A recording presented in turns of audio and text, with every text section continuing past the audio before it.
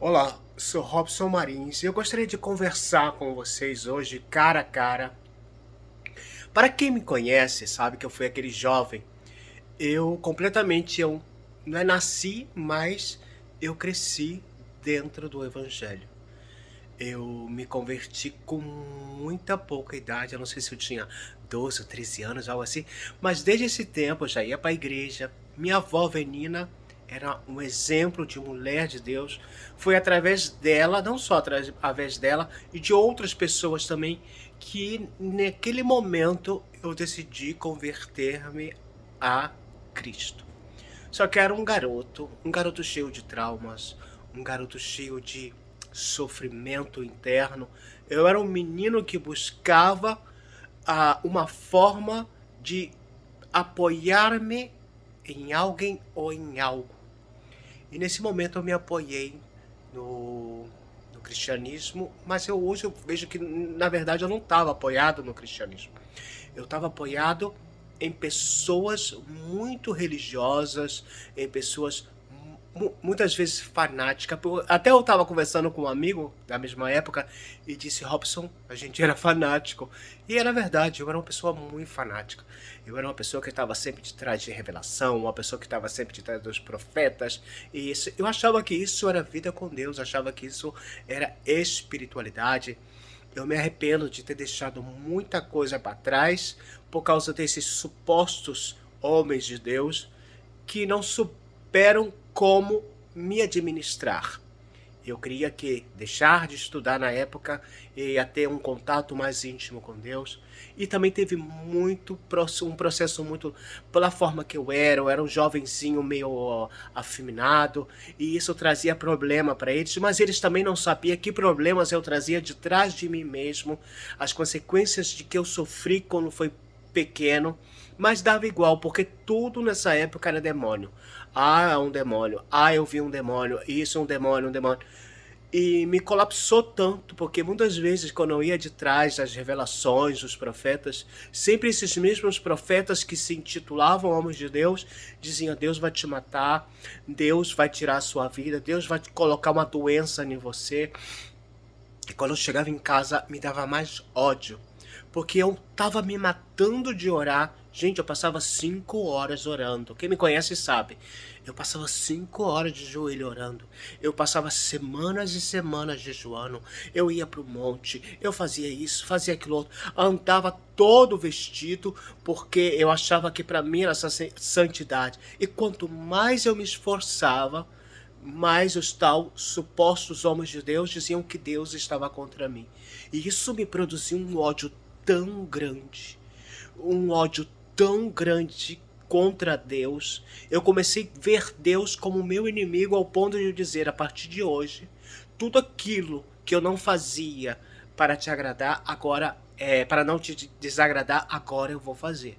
Me desviei, me relacionei com vários tipos de pessoas e digo que foi uma experiência, sim, foi uma experiência que eu não vou me arrepender.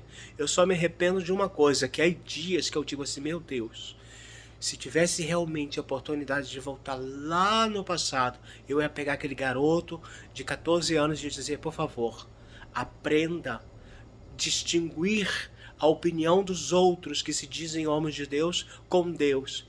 E eu comecei a odiar tanto Deus por culpa desse bando de profetas, por esse bando de pregadores, porque cada vez que me esforçava, claro, eles viam o Robson dali, mas eles não sabiam o Robson que estava de trás, que estava sofrendo, às vezes passava fome, às vezes dormia na rua, o Robson que não tinha ninguém, aquele garoto que não tinha ninguém, e estava tentando lutar, e a única coisa que eu ouvia era só discriminação, era: ele tem um demônio, um demônio na vida dele, a um ponto que eu disse assim: eu tenho um demônio, então vamos ver. Saí da igreja, passei por um processo, foi quando eu consegui ir para a Europa. Na Europa ninguém sabe disso, mas meu duelo entre eu e Deus foi muito grande. Porque, gente, cada vez que eu bebia, eu começava a chorar, pedir perdão a Deus, começava a clamar. E até o companheiro que eu tive, meu primeiro, dizia: Robson, você precisa se desligar dessa religiosidade que você tem, porque esse tipo de coisa tá te fazendo mal. Porque por mais que eu tava ali, em festa, discoteca, bebendo, fazendo um monte de coisa. Uma outra parte de mim me condenava, dizendo: aqui não é o seu lugar. Esse não é o seu lugar. Mas eu dizia: tampouco eu vou para o outro lugar, que era a igreja, que eu dizia: para quê? Para toda vez que eu for para ali, ser condenado de novo pela minha aparência, ser condenado de novo pela forma que eu falo, ser condenado de novo pelos meus gestos. E aí eu não entendia que eu não vivia um evangelho de Cristo. Eu queria viver um evangelho, não era um evangelho de comunhão entre pessoas, como se fosse um clube social. E eu deixei de lado a minha intimidade verdadeira, aquilo que eu fui tendo que aprender pouco a pouco. E muita coisa eu descobri. Descobri que é amor de Deus de verdade. Descobri quem é Deus de verdade. Eu vejo muita gente quando fala assim: ai, Deus me falou, ai, Deus. Gente, me dá um medo tão grande. Olha, porque eu fui entender. Até a palavra Deus me assusta. Deus de verdade. E tem muita gente que solta a palavra Deus assim como se fosse algo tão simples. Agora entendo os judeus quando antes eles escreviam o nome de Yahvé e tudo, mas tinham um cuidado extremo ao pronunciar o nome do Todo-Poderoso. E nessa caminhada eu conheci muito crente safado, hein? Meu Deus do céu. Muito crente pregador, muito crente cantor, muito crente que se intitulava estar cheio da unção. Gente, eu vi coisas que eu fiquei apavorado. Eu não vou dizer aqui a minha experiência, mas eu conheci muita gente hipócrita, não só no meio do evangelho, mas também depois no espiritismo. Aí que eu conto depois. Em toda essa revolta, eu fui para buscar um pai de santo, buscar ajuda do pai de santo. Claro, eu pensava tudo o que me estava acontecendo era espiritual. Eu achava que eu necessitava de um AIDzinho que eu tinha que fazer a minha cabeça, que eu tinha que fazer santo, que eu tinha que fazer isso. Eu gastei muito dinheiro com essa porcaria e graças a Deus eu não cheguei a fazer nada de santo. Eu achava que meu destino era ser alguém espiritual, mas de uma forma totalmente manipulada pelos homens. Me desviei por muito tempo.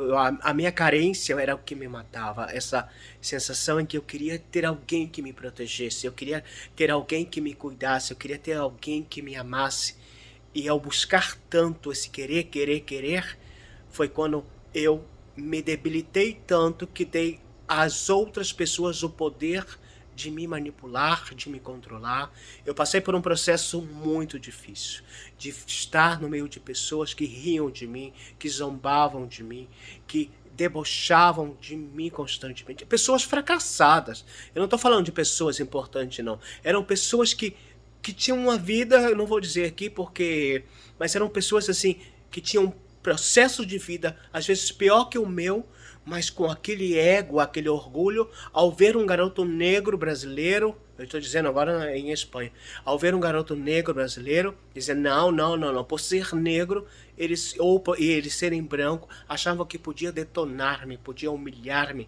E eu passei por um processo de humilhação muito grande, de manipulação, um processo em que eu não sabia com quem eu convivia, com quem eu podia conviver. E quando eu cheguei na Espanha, depois disso, de um longo período, eu fiz uma podação na minha vida. Eu comecei a tirar muita gente da minha vida.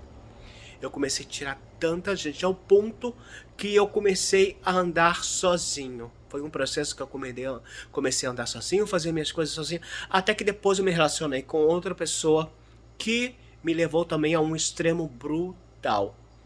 Esse encontro, esse relacionamento me mostrou que essa não é a vida que eu quero mais. Me mostrou que eu não quero mais isso. Ah, mas não existe ex homossexual, não existe ex não sei o quê. Irmão, me dá igual o que você vai falar, me dá igual o que os outros vão dizer. Eu não só estou dizendo que eu não quero ser mais o que eu era antes. Independente do nome, da etiqueta que você coloque, eu já não quero mais. Se eu tenho que viver sozinho, eu vou viver eu e Deus e viver a minha vida, fazer as coisas que eu gosto, escrever, cantar, viajar, porque como servo de Deus, eu não quero viver um evangelho em que diga que eu tenho que viver na pobreza. Não, isso é hipocrisia. E eu já estava cansado da vida de mentira, em que eu subia fotos contente em Facebook para demonstrar que estava em um relacionamento perfeito, mas dentro de casa só Deus sabia o que eu estava sofrendo. Só Deus sabia as humilhações que eu estava passando e as coisas que eu estava perdendo. Porque eu estava ali me esforçando, estudando, buscando. Chegou a um ponto que eu estava perdendo muita oportunidade na minha vida. Era eu quem estava perdendo, porque essa pessoa não estava perdendo nada. Essa pessoa não tinha visão de futuro, não tinha essa necessidade de crescer. E estava me arrastando com ela. E porque eu decidi ao momento que eu falei, Deus, eu não quero mais essa vida. Eu lembro que eu estava na cama chorando. Eu estava na cama chorando, desesperado. Eu falei, Deus, se tu me tirar desse relacionamento, se tu, ó Deus, me tirar dessa situação, eu te prometo, os últimos anos que eu tiver da minha vida, eu só vou dedicar ao Senhor. E foram passando os dias, teve um momento que eu dizia, não vou conseguir sair disso, não vou conseguir porque estava chungo, estava difícil. E é um momento que eu digo que um dia eu quero contar essa experiência. Até que essa pessoa, eu creio que já estava cansada de mim, e foi até graças a Deus. Começou a me humilhar e me humilhar a um ponto extremo. Eu nunca vi.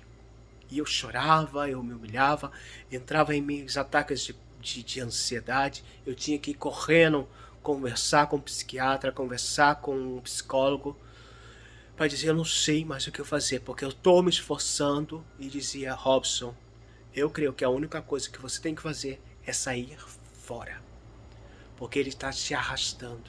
Foi um relacionamento em que acabou por completo a minha autoestima. A pessoa sabia como destruir-me por completo porque se creia que me conhecia, quando na verdade eu conhecia tudo dele, conheço tudo dessa pessoa.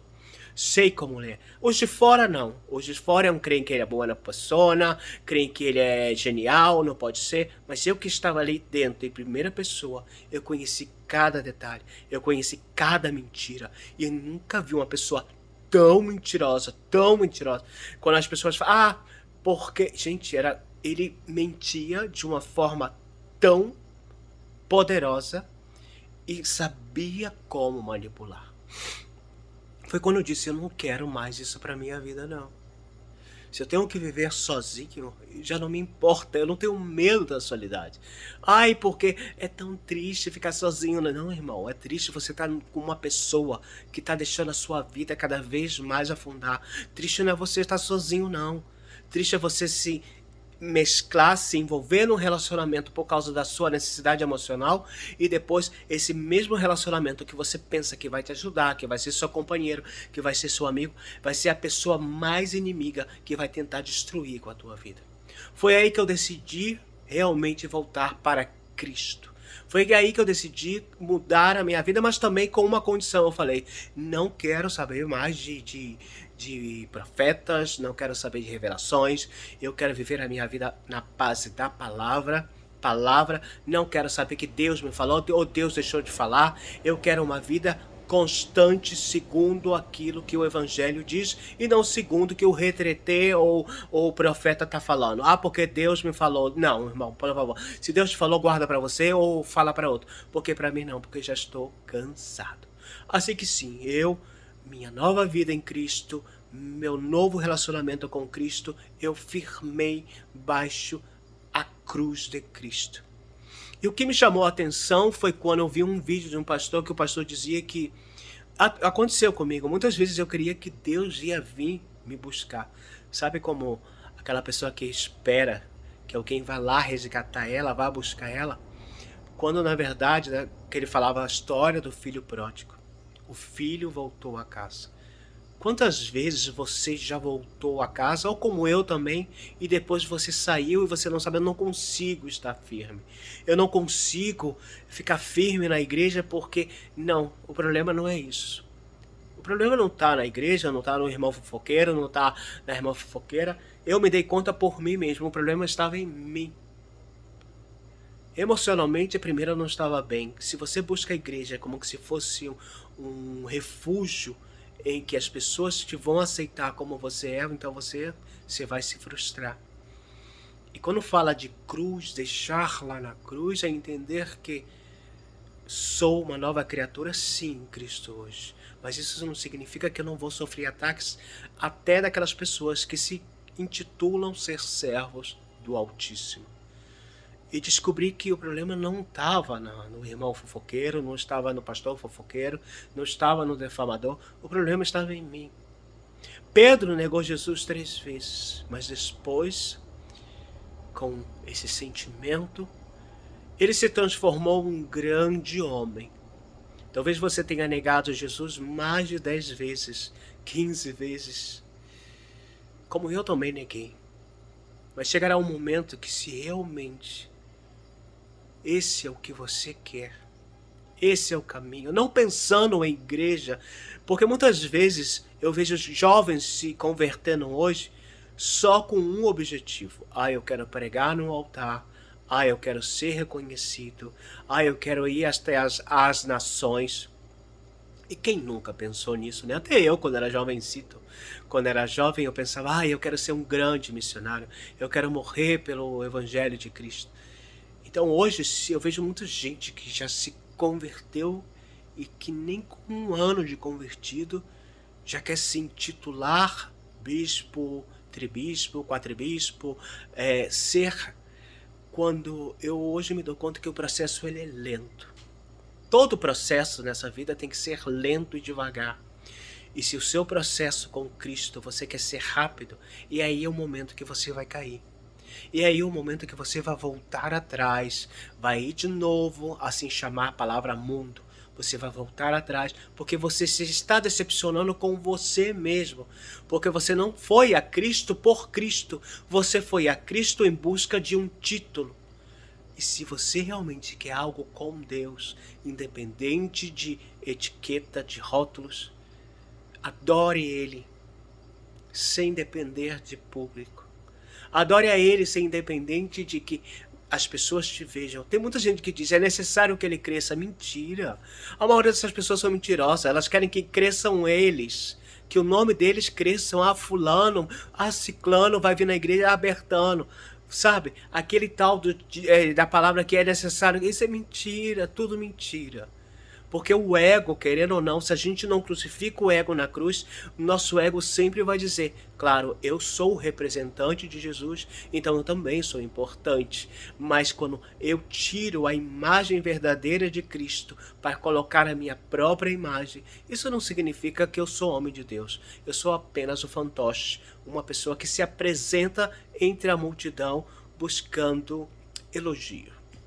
Bom, gente, esse é o meu vídeo, um vídeo de sinceridade, um vídeo em que eu sei que muitas pessoas, lembro quantas vezes eu sei que vai ter gente que vai criticar, mas a mim não me importa. Não me importa, porque nos momentos mais difíceis da minha vida eu tive que travar lutas sozinho com Deus. Não tinha ninguém me erguendo a mão, não. E assim eu penso, nos momentos mais difíceis era Deus e eu. E nos momentos mais difíceis da sua vida, vai ser Deus e você. Porque vai ter muito irmãozinho que vão dizer, como falaram pra mim: Deus falou que não era pra mim se envolver não, que é pra você orar que ele vai te dar a vitória. Gente, já aconteceu comigo quando era crente. De eu pedir ajuda aos crentes, a irmãos, e os irmãos dizer que Deus falou que não era pra me ajudar não, porque Deus ia me dar a vitória. Cada coisa. Jesus tem misericórdia. Então, isso é bom como experiência. E se assim, se na tua trajetória você não vê que ninguém tá te erguendo a mão, não se preocupe não. É Deus e você, e mais ninguém. Um abraço de Robson Marins.